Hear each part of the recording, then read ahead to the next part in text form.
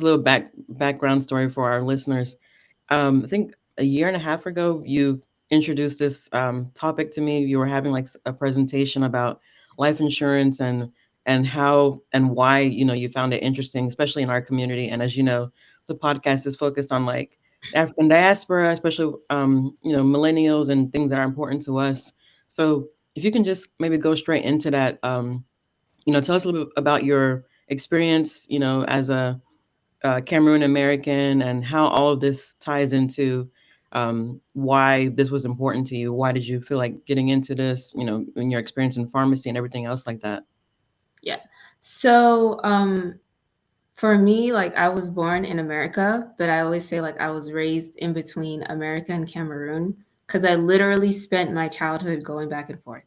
And so during that time, I was able to kind of identify like the differences in the healthcare infrastructure between Cameroon and America.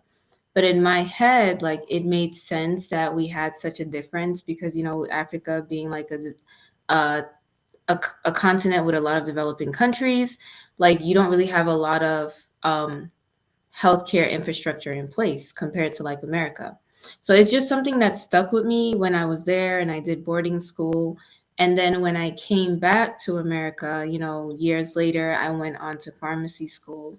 And during one of my rotations, I got in my fourth year in pharmacy school, I was work.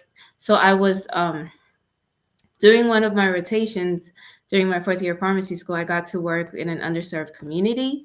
And then I started noticing the same things that I noticed back home. And it didn't really make sense to me, like, why we would be experiencing that in America. Like back home, it was like, oh yeah, it's a developing country. Of course, we would see the problems that we saw with the healthcare infrastructure.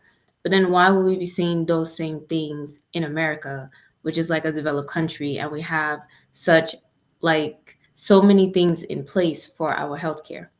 So at that time, I didn't know that what I was interested in was called health disparities.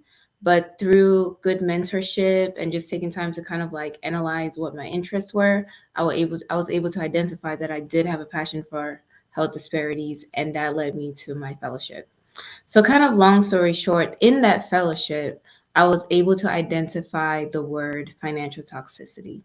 And so, because the main thing that I was always interested in is like, how does health disparities, like, how does socioeconomic status affect your access to healthcare, right? Because a lot of times you would see that if you are rich and you have money, you can easily access the healthcare system. If you're poor, you experience challenges. And then, like in developing countries where you may not have things in place like government funded health insurance and all of that, then you're even at really the mercy of God in terms of how you're going to get health resources.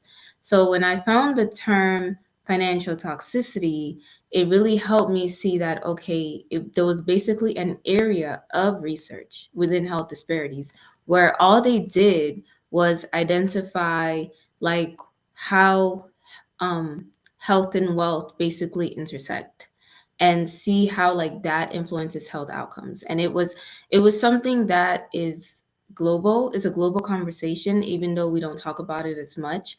But it doesn't matter where you go in the world, it doesn't matter what language you speak. We all know that if you do not have certain finances in place, when something happens to you in terms of your health, it like your health outcomes will be directly impacted if you are not able to access the resources, the medications, the doctors, and the treatment on time due to lack of finances.